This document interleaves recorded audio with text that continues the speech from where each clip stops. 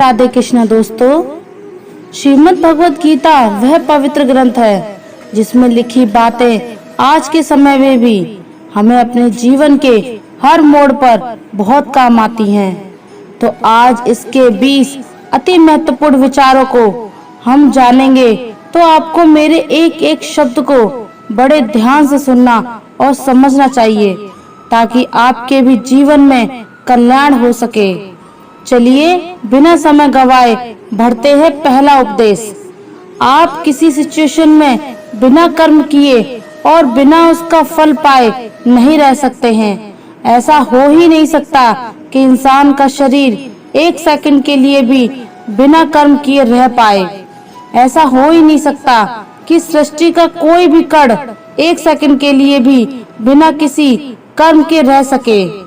कर्म करना हमारे जीवन का हिस्सा है। अगर हम सोते भी हैं तो हमारा दिमाग नहीं सोता है। हम सांस लेते हैं, सपने देखते हैं। हमारे शरीर के हर अंग में करोड़ों की संख्या में सूक्ष्म कण हमारा काम करने में लगातार लगे रहते हैं। अपने कर्म करने से हम कभी भाग नहीं सकते हैं और ये ईश्वर का ही कहना है कि हमें कभी भी अपने कर्म बंद करके नहीं रहना चाहिए।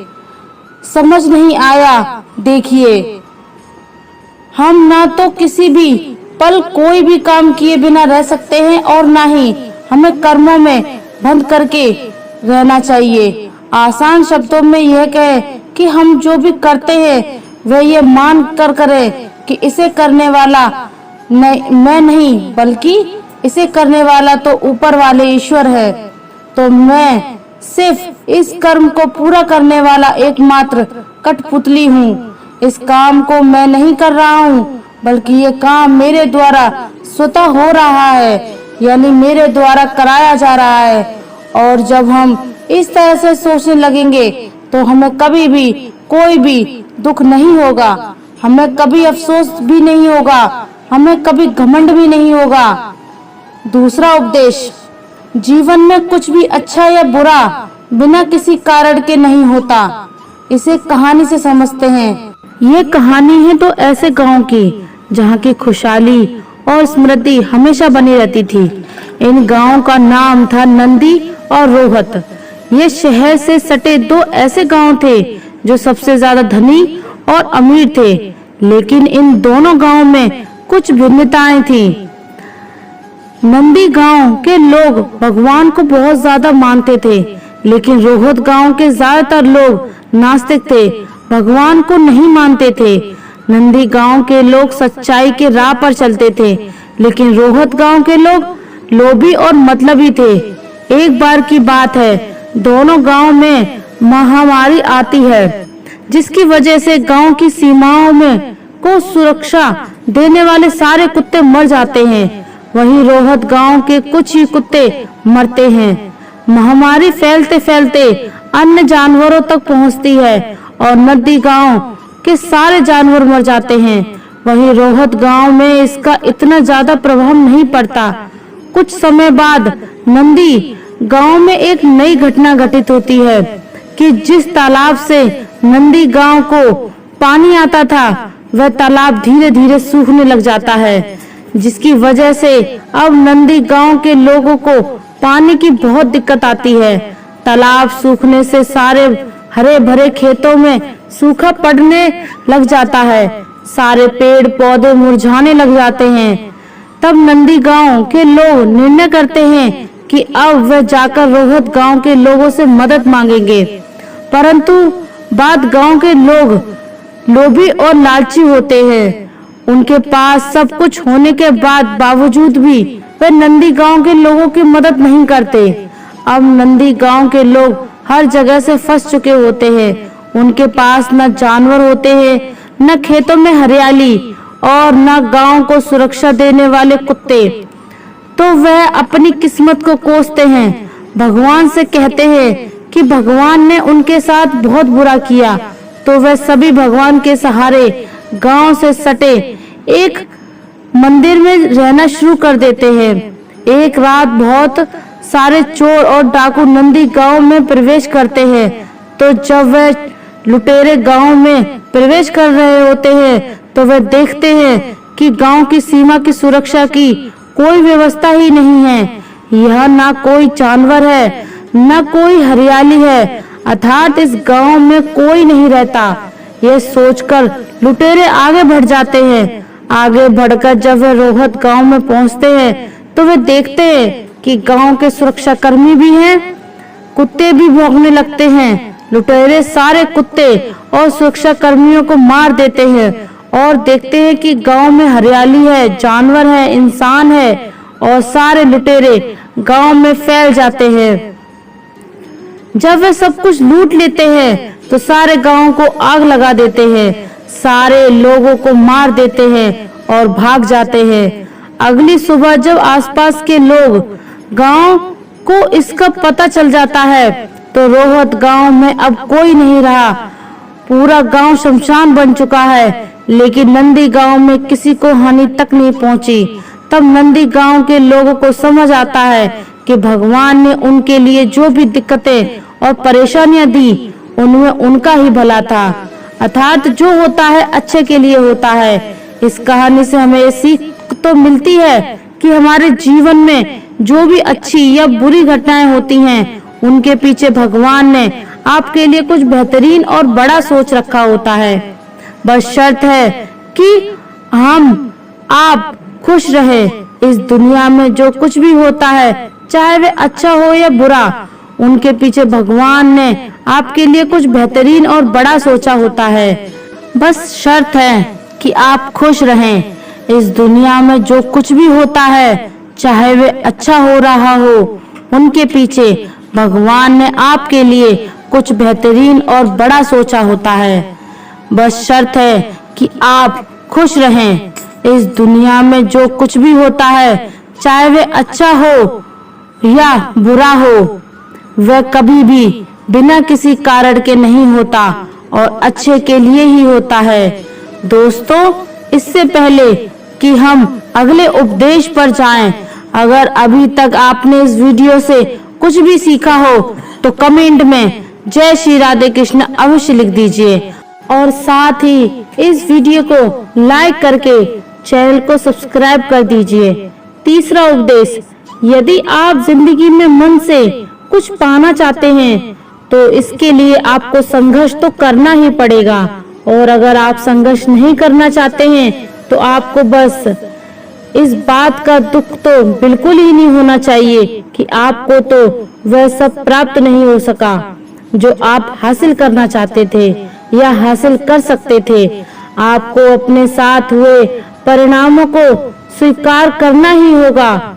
दूसरी ओर अगर आपको अपने कर्मों का अच्छा परिणाम चाहिए या आपके लिए अपनी जिंदगी में कुछ हासिल करना बहुत आवश्यक है, तो फिर आप यह मत देखिए कि मेहनत करने का सही समय कौन सा होगा।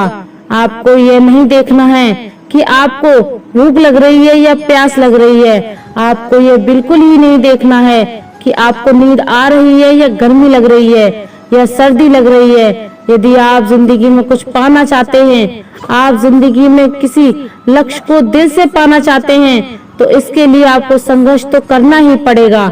और अगर आपके अंदर संघर्ष करने की इच्छा नहीं है तो फिर आपको जितना कम मिले या ना मिले, आपके साथ बुरा हो या आपके साथ गलत हो या आपके साथ कोई पक्षपात हो रहा हो या अन्याय हो, आपके अंदर इतनी हिम्मत ही नहीं होती कि उन दुखों को सहन कर सके, क्योंकि यह तो आपकी लाइफ थी, आपकी मेहनत थी, आपके सपनों को पूरा करने की बात थी। तो आपने मेहनत नहीं किया, संघर्ष नहीं किया, और वही जिसने मेहनत कर ली वह मेहनत करके अपने पूरे कर्म किए, वह सुखों को भोग रहा है। और जिसने सिर्फ सपने ही देखे तो उसे पूरा करने के लिए कर्म नहीं किया, तो आज भी उसी तरह है जैसा वह तब था जब उसने सपना देखना शुरू किया था।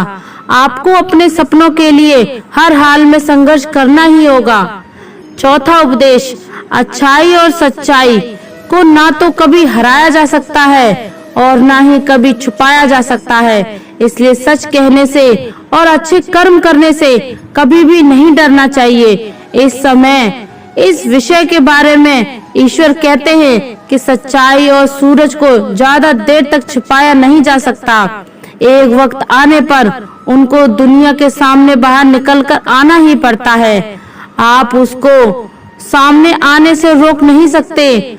उसका आज नहीं तो कल उजागर होना ही तय है। इसलिए यदि आप आज कोई ऐसा काम कर रहे हो जो सही नहीं है, गलत है, जिससे झूठ है, फरेब है, तो आपको उस काम को आज ही छोड़ देना चाहिए, क्योंकि किसी न किसी दिन आपकी सच्चाई इस दुनिया के सामने अवश्य ही उजागर हो जाएगी। आज लोग अपनी लाइफ में बहुत सारे झूठ प्रतिदिन अपने दोस्तों, अपने आदतों में बोलते ही रहते हैं। कई बार किसी के आरोप से बचने के लिए झूठ बोल देते हैं, तो कई बार अपना फायदा लेने के लिए झूठ बोलना पड़ता है।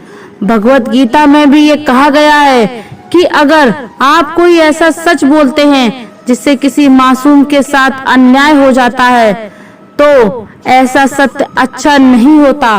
और अगर आप ऐसा असत्य बोलते हैं जिससे किसी का भला हो जाता है पर किसी का नुकसान नहीं, तो ऐसा असत्य भी बुरा नहीं होता। ध्यान रहे कि हमारे सत्य या असत्य कहने से किसी का बुरा ना हो जाए, किसी के साथ अन्याय ना हो जाए। इस वास्तविक सत्य और वास्तविक असत्य को समझना बहुत ही बड़ी बात है। इसलिए अपनी बुद्धि के प्रयोग से सोच विचार के उसके बाद ही निर्णय लें कि आपको क्या बोलना चाहिए और उसके अनुसार आपको क्या अंत तक करना चाहिए। पांचवा उपदेश, गुस्सा, लालच और वासना ये तीनों नरक के दरवाजे होते हैं। अब यह वासना क्या है? बिना किसी मकसद के तो हम जिंदगी जी नहीं सकते, और मकसद पूरा करने के लिए हमारे मन में इच्छा का होना बहुत ही आवश्यक है। लेकिन जब वह मकसद केवल और केवल खुद के लिए हो और आपको इससे कोई फर्क नहीं पड़ता है कि आपके इच्छा की वजह से सामने वाले का कितना नुकसान हो रहा है, तो फिर वह इच्छा बहुत दुख देने वाली बन जाती है, क्योंकि कभी न कभी उसके गलत परिणामों का आपको सामना करना ही पड़ेगा। छठा उपदेश, दूसरों की गुलामी करके खुश रहने की बजाय स्वयं को आजाद रखकर खुद के दुखों का सामना करना चाहिए, भले ही आपकी जिंदगी में कितने ही दुख क्यों ना हो। भगवत गीता में गुलामी को मौत से भी बदतर या बुरा बताया गया है। इंसान किस किस का गुलाम नहीं है, वह अपने विचारों का, अपने दिमाग का गुलाम है। फोन के गुलाम हो गए हैं तो किसी के यहाँ गुलाम बनकर काम कर रहे हैं। दूसरों का साथ लेना और दूसरों का गुलाम बनना, इसके बीच में एक पतली सी लाइन है, और इस लाइन के उस पार अगर आप चले गए तो समझ लो आप किसी के गुलाम बन गए। और वह लाइन है सेल्फ रिस्पेक्ट की, यानी कि आत्मसम्मान की। जब तक इंसान अपनी सेल्फ रिस्पेक्ट के दायरे में काम करता है, जब तक वह आजाद बना रहता है। लेकिन जैसे ही वह किसी के सामने इतना गिर जाता है कि उसका आत्मसम्मान समाप्त होने लगता है, तो उसकी लाइफ में एक समस्या आने लग जाती है और वह गुलाम बन जाता है। इसलिए दूसरों के गुलाम रहकर खुश होने से अच्छा है कि आजाद रहकर खुद की समस्याओं को समाधान किया जाए। सातवां उपदेश, मनुष्य पैदा भी नंगा होता है पर मरने के बाद भी उसको इसी रूप में जलाया जाता है। इसके साथ में कुछ भी नहीं जाता, वह कुछ लेकर जा ही नहीं सकता। जिंदगी में जो कुछ भी आपको यहाँ आने के बाद मिलता है, वह आपके आने से पहले किसी और का था, और अब आप यहाँ से चले जाओगे तो वह अब सब किसी और का हो जाएगा। जो पैसा आपके पास है, जो नाम आपके पास है, जिस पोजीशन पर आप हो, उस पोजीशन पर आपसे पहले कोई और था। आज भले ही आप वहाँ हो, लेकिन कल को कोई और आपसे वह जगह छीन लेगा। यही सृष्टि का नियम है और भगवत गीता की वह सबसे बड़ी सीख है जो आज हर एक पृथ्वीवासी को समझनी चाहिए। अगर बदलाव इस दुनिया का नियम है तो फिर ऐसी कौन सी चीज है जो हमेशा हमेशा के लिए रहती है? आखिर कोई तो चीज होगी जो हमेशा आपके जीने के बाद भी इस दुनिया में रहेगी, तो वह चीज है इंसानियत। इसलिए सबसे पहले आप एक अच्छा इंसान बनिए। हर एक मनुष्य उस परमात्मा का ही तो अंश है और हमारे सीधे कनेक्शन उस परमात्मा से ही तो जुड़े हुए हैं। हमारी आत्मा कभी गलत नहीं हो सकती। हम शरीर के सुखों के लिए गलत कामों में लग जाते हैं और उनका नतीजा भी गलत होता है। आज हमारे पास जो कुछ भी है, चाहे हमारे पास प्यार हो, कोई रिश्ता हो, पैसा हो या नाम हो, वह हमसे एक ना एक दिन जरूर छिन जाएगा, जरूर दूर चला जाएगा। यही सृष्टि का नियम है कि जो कल किसी और का था, आज वह आपका है, लेकिन आज जो आपका है ना वह आने वाले कल में किसी और का हो जाएगा। 8वां उपदेश, आज आप अपनी जिंदगी में जो कुछ भी हैं वह केवल और केवल अपनी सोच की वजह से हैं। आज कोई भी इंसान अगर किसी लेवल पर है, चाहे वह लेवल ऊपर हो या नीचे हो, वह केवल और केवल उस व्यक्ति की सोच की वजह से ही हो पाया है, आपके खुद के आत्मविश्वास की वजह से है। अगर एक भिखारी भी अमीर बनना चाहता है, अगर वह दिल से बनना चाहता है और खुद पर विश्वास रखता है, तो वह अमीर बन सकता है। बस अपनी सोच की वजह से इस दुनिया में किसी दूसरे व्यक्ति की ओर औकात नहीं है कि उसको अमीर बनाने से रोक सके। वहीं इसके विपरीत यदि कोई अमीर बर्बाद होना चाहता है तो वह आसान है, बस वह अपनी इच्छा शक्ति को कमजोर कर ले। अगर कोई क्रिकेट का भगवान कहलाता है तो वह केवल और केवल उसकी सोच की वजह से। अगर कोई एथलीट गोल्ड मेडल अपने देश के लिए लेकर आता है तो वह केवल और केवल उसकी स्ट्रगल व्हील पावर की वजह से। अपनी आंखों से अपने आप सफल होते हुए देखने में काफी समय लग जाता है। हो सकता है 5 साल लग जाएं या 30 साल, यहाँ तक कि पूरी की पूरी लगभग उम्र ही बीत जाए, लेकिन उतने साल तक अगर आप अपने मार्ग से नहीं भटकते तो वह केवल और केवल अपनी सोच की वजह से। 9वां उपदेश, चाहे कोई भी काम हो वह अच्छा या बुरा, केवल और केवल एक ही कारण से होता है कि उसको करने के पीछे आपका इरादा क्या है। उस काम को आप क्यों करना चाहते हैं? चिंतन कीजिए, कहीं आप उस काम को आप इसलिए नहीं कर रहे ताकि आपका कोई मतलब या स्वार्थ उससे पूरा हो सके, या आप उस काम को इसलिए कर रहे हैं ताकि किसी का भला हो सके। काम भले ही एक हो, लेकिन उसका परिणाम इस बात पर निर्भर करता है कि आपका उद्देश्य सही है या बुरा है। महाभारत के युद्ध में लड़ाई तो पांडव भी लड़ रहे थे और उसी लड़ाई को कौरव भी लड़ रहे थे, पर दोनों के उद्देश्य बिल्कुल अलग अलग थे। एक तरफ पांडव धर्म के लिए युद्ध कर रहे थे तो वहीं कौरव अधर्म के लिए कर रहे थे। दोनों एक ही मैदान में मौजूद थे और दोनों ही अपनी संपूर्ण शक्ति और कौशल से एक दूसरे से लड़ रहे थे। काम एक होने के बावजूद भी, मेहनत एक होने के बावजूद भी कौरव को हार मिली और पांडवों को जीत। इस हार और जीत का कारण केवल एक ही था, इरादा। एक का इरादा सत्य के लिए लड़ना था तो दूसरे का इरादा गलत के लिए। 10वां उपदेश, इस दुनिया में सबसे शांत इंसान केवल वह है जिसके बुद्धि और आत्मा दोनों की सोच एक समान हो जाती है, जिसका दिमाग जिस पक्ष में हो और उसी पक्ष में उसका दिल भी काम कर रहा हो, तो वह इंसान हमेशा खुश रह सकता है। लेकिन हाँ, वह इंसान कभी खुश नहीं रह सकता जिसके विचारों में बहुत सारी कामनाएं होती हैं, और जब यह कामनाएं किसी कारणवश पूरी नहीं होती तो उस व्यक्ति के मन के भीतर क्रोध पैदा हो जाता है कि मेरा ये काम तो नहीं हो पा रहा है। अगर आप अपने आप को, अपने मन को स्वयं के नियंत्रण में रख लें तो वह सभी कर सकते हैं जो आप करना चाहते हैं और जो वास्तव में सही है और आपके मन को संतुष्ट कर देता है, तो आप सदैव अपने मन को खुश रख पाएंगे। हमारा मन अगर अशांत रहता है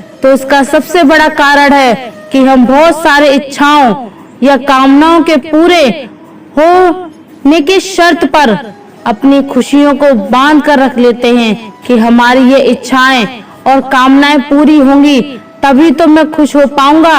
अगर हमारे मन में ये सवाल आए कि खुशियां क्या हैं, तो इसका जवाब होना चाहिए कि खुशियां केवल हमारी मानसिक अवस्था होती है। इसलिए ही तो भगवत गीता में कहा गया है कि जो आपका मन करे वही कीजिए। 11वां उपदेश आपको हमेशा ध्यान में रखना है कि संसार में आप अपने आप को बेहतर बनाने के लिए आए हैं, कुछ बेहतर सीखने के लिए आए हैं, और जो ऐसा नहीं कर रहा है वह हर दिन मर रहा है। ईश्वर कहते हैं इंसान का नाश 2 तरीकों से हो जाता है। एक तो तब जब उसका शरीर बूढ़ा हो जाता है और अंगों में खून दौड़ना बंद हो जाता है और दिल काम करना बंद कर देता है और अंत उसकी मौत हो जाती है। वैसे इस बात को तो हम सभी जानते ही हैं।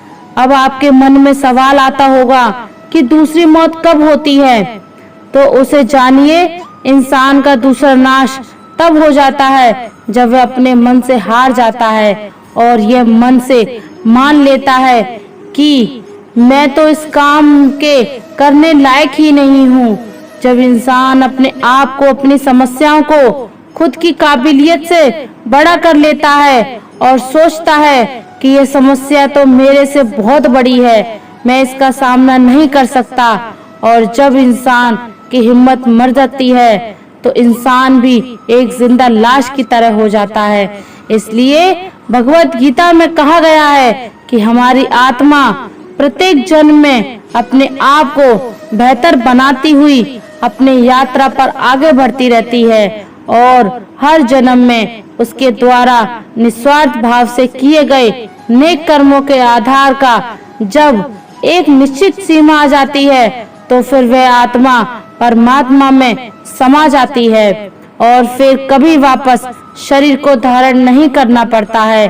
12वां उपदेश आप हर काम करने के लिए स्वतंत्र हैं, लेकिन आपको कभी भी अपने आप को इस काम में मिलने वाले हार या जीत से खुद को बांध करके नहीं रख लेना है। यह एकमात्र ऐसी चीज है जो अगर इंसान समझ ले तो उसके सारे दुखों का अंत हो जाता है और बिना मार भटके हुए मेहनत कर सकता है, और इस दुनिया में ऐसी कोई मंजिल नहीं बचेगी जिसको वह फिर हासिल ना कर सके। और सबसे शानदार बात तो यह होगी कि बहुत कुछ प्राप्त करने के बाद भी खुद को कभी घमंड नहीं होगा।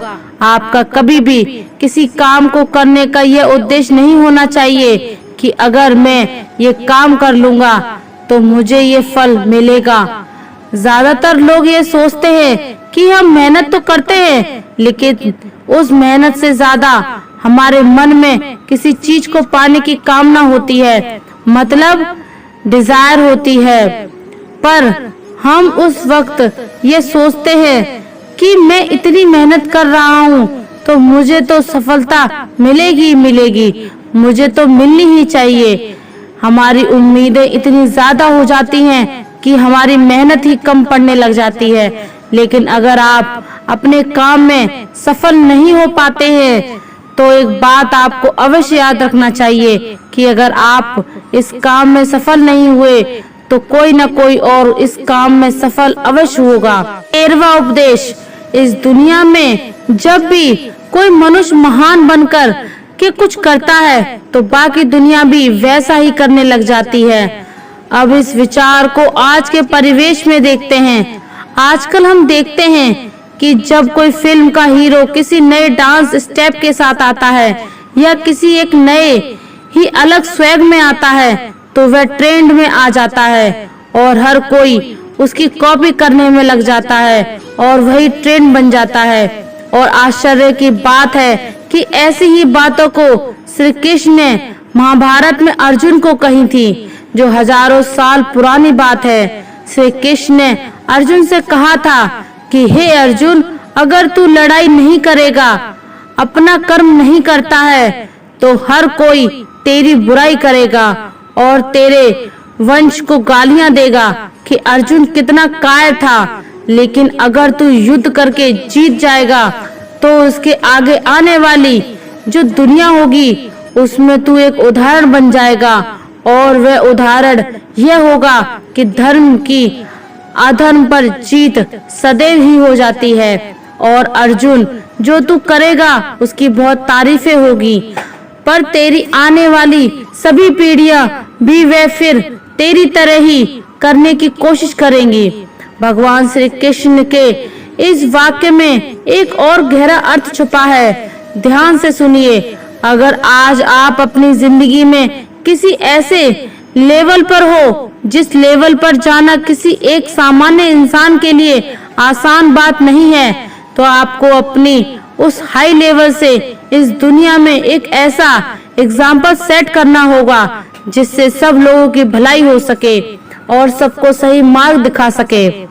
14वां उपदेश। इस संसार में सबसे ज्यादा हिम्मत वाले और सबसे ज्यादा ताकत वाले लोग होते हैं जो माफ करना जानते हैं। आप ही एक बार जरा सोच करके देखिए कि भगवान को कौन सी चीज भगवान बनाती है। भागवत गीता में श्री कृष्ण ने कहा था कि चाहे कोई कितना ही पापी इंसान हो, अगर वह भी अपने बुरे कर्म छोड़कर अच्छे कर्म करना शुरू कर देता है तो उसे भी ईश्वर अपना लेता है।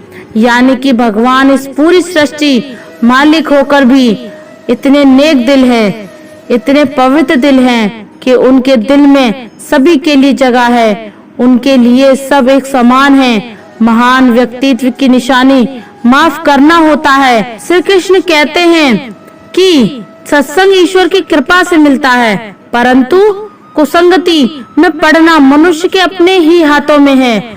लोभ और ममता, किसी से अधिक लगाव पाप के माता पिता हैं। साथ ही लोभ पाप का बाप है। श्री कृष्ण कहते हैं कि स्त्री का धर्म है कि रोज तुलसी और पार्वती का पूजन करे।